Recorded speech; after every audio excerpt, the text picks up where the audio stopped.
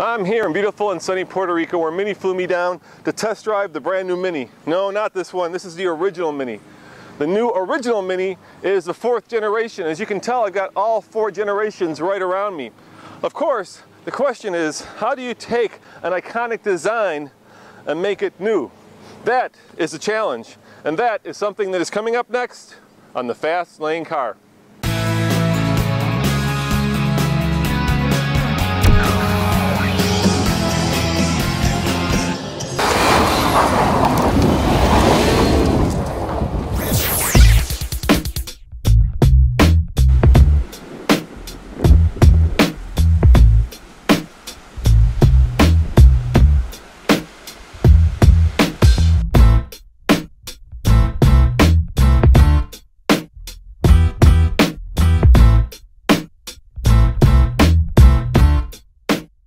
So that's really the question. How do you take an iconic design and make it modern? And the answer is you don't.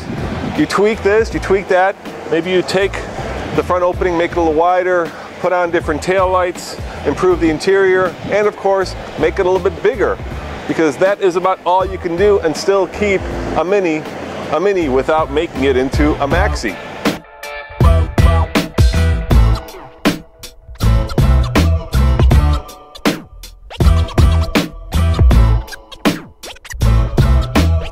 Yeah, so 1/2 inch longer on the rear, and this actually frees up additional boot capacity. So we've got about 3 cubic feet more within the rear, and then with the longer wheelbase, again, the cabin is more spacious as well. So front as well as rear shoulder room has grown. We've got about a 1.7 inch wider track for the new Mini as well.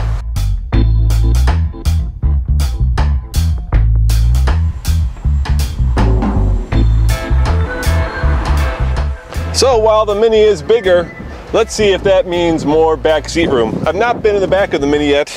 There is a nice little grab handle back here you can use to scoot the seat all the way forward. I'm gonna try to get in the back of this car. Let's see how I fit. You know what? It's tight. Very tight, in fact. But once you're back here, there is adequate headroom. There is basically no foot room and not much knee room, especially if you're as tall as I am, and that's 6'2". So while this is a bigger car, a lot of that extra room has gone to front seat passenger comfort. And if you're thinking about getting this as a family hauler, I would probably think seriously about looking at a Countryman if you are a Mini aficionado. So I can promise you that back here, Nathan would not fit, especially with the back seats down. But of course you can do a 60-40 split. Remove. There we go. A little flap that covers the back, little privacy flap, and then it's very adequate. It's the kind of car that can serve to take you and your best friend on a long cross-country trip, or if you need to go to Home Depot and load up some dirt, flowers, it'll work like that as well. So it's very handy. But let's face it, this car isn't about how utilitarian it is, but how it drives, and that is coming up next.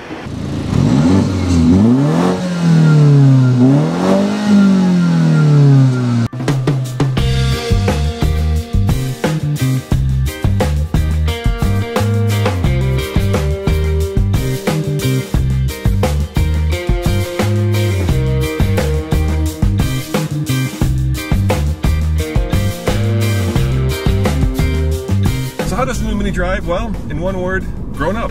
It's changed. Everything is solid, everything feels well put together, everything you touch is expensive. It's no longer that darty little car that used to be a lot of money for the fact that you're having a Mini. Now you feel like the fact that you're paying a lot, you're getting a lot.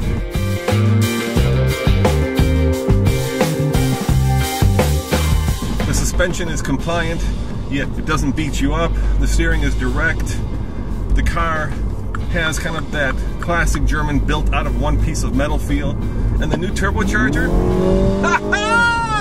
oh, that is a hoot!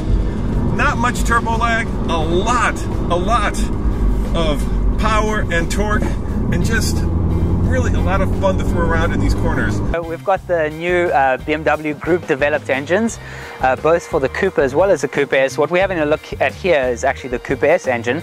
So this is a 4-cylinder 2-litre mini twin power turbo engine, pushes out 189 horsepower and is actually offering our customers 207 pound-foot of torque.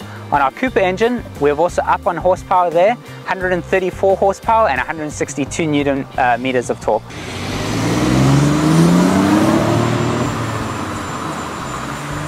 Of course, when you lose some of the go-kart feel, you know, sitting on the ground, having a direct contact with all four wheels, you lose a little bit of road feel, but that's okay because after a while that gets old, it beats you up.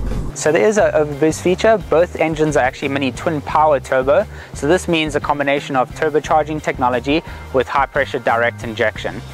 And as you said, yes, both engines are actually offering increased pound-foot of torque, and this is an overboost function, so under hard acceleration this gives you maximum overtaking power.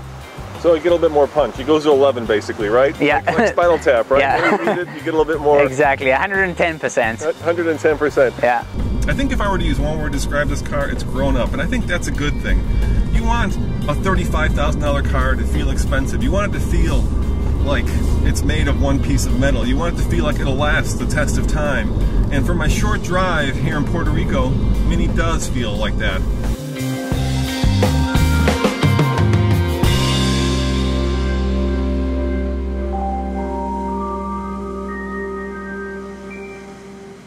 For all you Mini fans, there are a bunch of significant changes in the new model. First of all is the start-stop switch, which is now a toggle switch right here in the middle. Check this out. Put your foot on the brake, car starts up.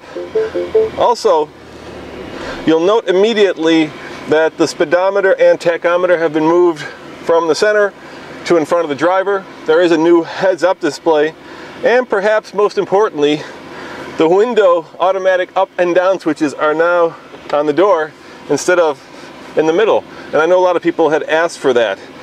Inside, the new Mini is much improved. There are a lot of soft touch materials, everything is rich, everything feels expensive. It feels more like a baby BMW, and that's because, well, in some ways it still is a baby BMW. In fact, it shares this chassis with the new 1 Series, and the engines, both the 3-cylinder and the 4-cylinder, are also shared with BMW. What's your favorite part of the Mini interior? Did I stump you? That's an easy one. No, that's so difficult. I really like the top bed. I think the door is one of the nicest doors in the automotive industry. I really like the seats because of the form language and the materials. So it's I can't really say what I like most. What are you the proudest of? The pardon? What are you the proudest of? The proudest, I am quite proud of the quality we achieved. You were already mentioning the grain, the surface. This is new for this Mini. You can still tell it's a very Mini unique grain, and it's overall, I mean, this is about, I don't know, 70% of the car has got this new grain.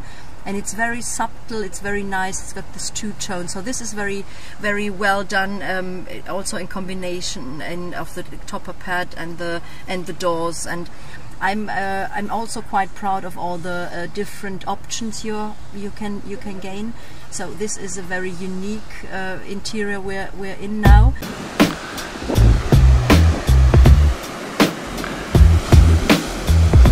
Perhaps most significantly, there are 3 drive modes. Let me show them to you. There is a sport mode, a normal mode, that says typical Mini driving fun, and of course, a green mode, low consumption driving fun. And they do change the character of the car. Having driven this now for about maybe an hour, I can tell you that the sport mode is much more responsive. The throttle tip-in is much faster.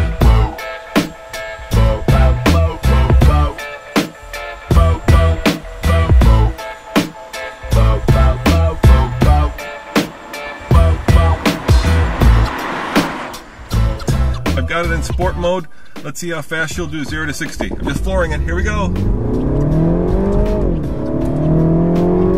And there's 60. 60. And keep in mind that we are at sea level. In fact, we're right next to the sea. And the number, there we have it, 7.76, which is very respectable for a quick, not fast car.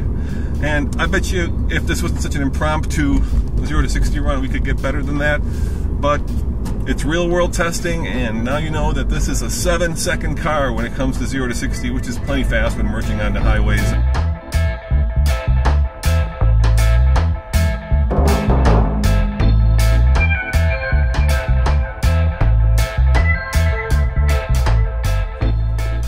All right, one more 0 to 60 run. This time I'm going to brake torque it a little bit, give it a little bit of turbo spool. Here we go.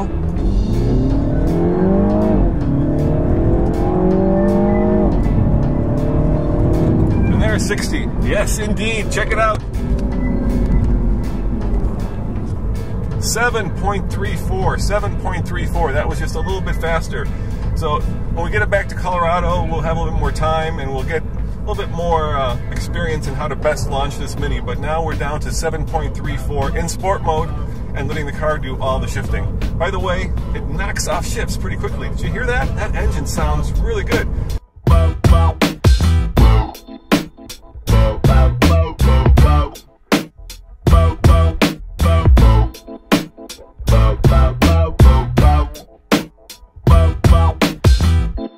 Entry-level price is $19,950, so this is only 1.3% on top of the current generation hardtop. So we're very excited about that price, and I'm sure our customers will be too. And do you have a pricing for the Cooper S? Cooper S is starting at $23,600. $23,600, and what will it go up to? I mean, if you get all the bells and whistles. I think the average, the price for the Cooper S will be about $28,000 once you've added in some of the technology, automatic transmission, which is obviously popular within the United States. And on our Cooper engine, probably just over $22,000, somewhere around there. I see. And how about availability? When do these hit the dealerships? We'll launch both models actually at the same time in the US market, and this is between mid to late April. All right, so if you're keeping score, this is really the 4th generation of Mini, but only the 3rd under BMW ownership. And yes, it looks a lot like all those Minis back there, but that's on purpose. It's hard to change an iconic brand when you've got something that's so recognizable. The great part about this new generation is that it finally feels like it's put together and it's worth the money that you're paying for it. On the TFL scale of buy it, lease it, rent it, or forget it, I can't say. It's not fair to Mini, and it's not fair to you, since I've only driven the car for about an hour or two. So you'll have to come back when we have it in Colorado for a full test. As always, this is Roman reporting for the Fast Lane Car. Remember, we're on Twitter, Instagram, Facebook, all that stuff. See you next time. Ciao.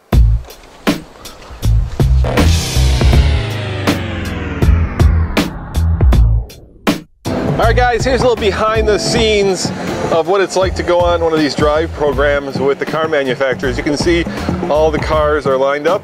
Over there we just finished our morning drive, and we're here at our lunch spot. And you know what? Life does not suck to be an automotive journalist, because these manufacturers, they take care of you really well. Let me show you what I mean. First of all, we've got, what kind of ice cream is this? How do you do this? It's fusion, it's infused sorbet. And it's crazy how you guys do it. You want to do one more? All right. I'm gonna do one for you. Yeah, so we can videotape how you guys do it. Check this out. We take a little bit of, what is that? So, this yeah. lemon mojito. That's a lemon mojito. Okay, watch this. Check this out. What is that you're spraying in there? Nitrogen. That's nitrogen, which gets it cold. You mix it up.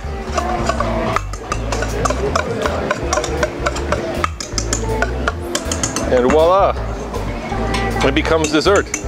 You spoon it into a little cup. And I have to try this, of course. That's wonderful, look at that. Oh yeah, lemon mojito. All right, give it a little bit of spritz there.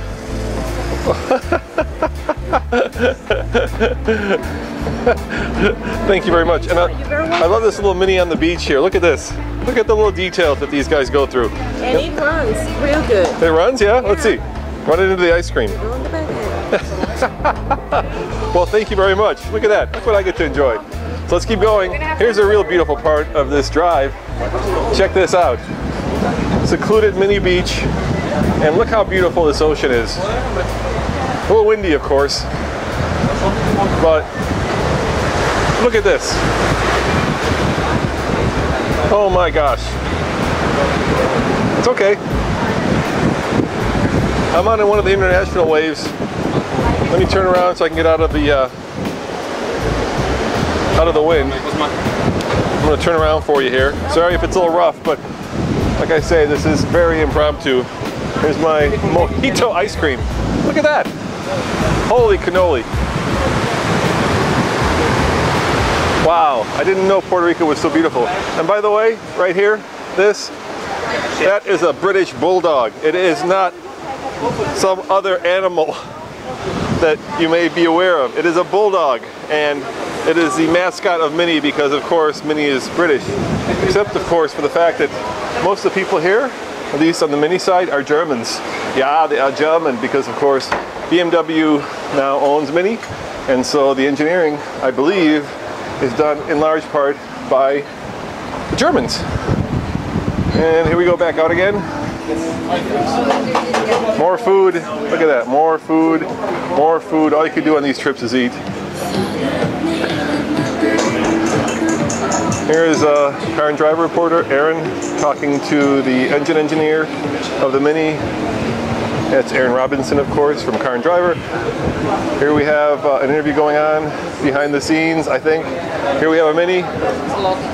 And of course, this would not be a Mini trip without more food. Yes, indeed. Some kind of juices, some kind of chips. But I think you get the sense of it. My life is very good thanks to you all.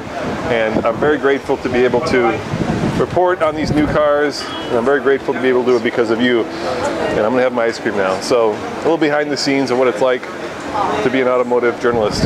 Kamante, does life suck? Fit Father right here. Here's Fit Father enjoying something that looks vegetarian. Good job. Is that a portobello? Portobello. It's all good. Rice and vegetables. It's all healthy, man. Guava juice. I mean, it's what tropical life is all about. You know, fresh, pure. You are a Fit Father. One love.